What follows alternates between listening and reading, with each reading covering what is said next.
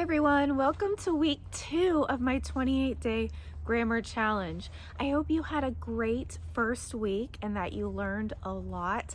I know I had a lot of fun. This week we're starting with a simple past tense.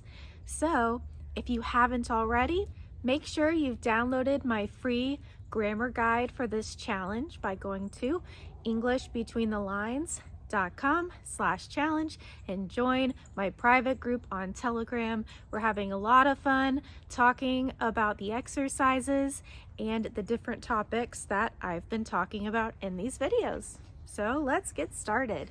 Today, I'm going to talk about the function of the simple past tense in English.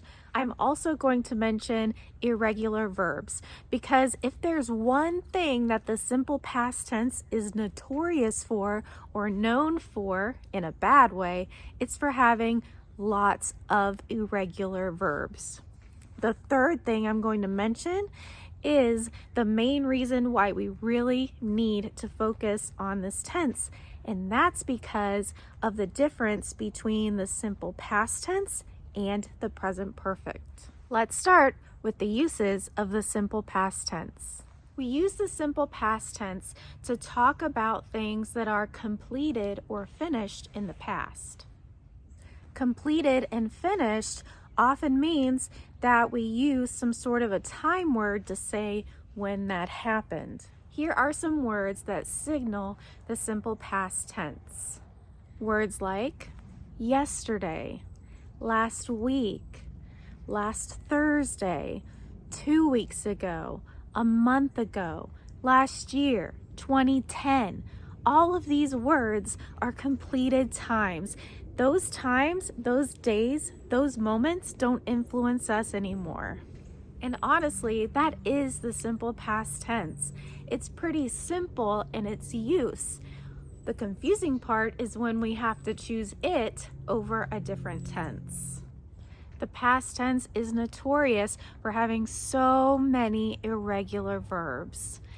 In fact, a lot of the irregular verbs are very common verbs, so it's extra important that you learn them. In today's exercises for the challenge, which is found in the description or in my Telegram group, you will be practicing with some of these very common irregular past tense verbs. And I will also provide you with the resources you need to continue learning them. And lastly, I would like to quickly address the difference between the simple past and the present perfect tense, because this distinction confuses a lot of people.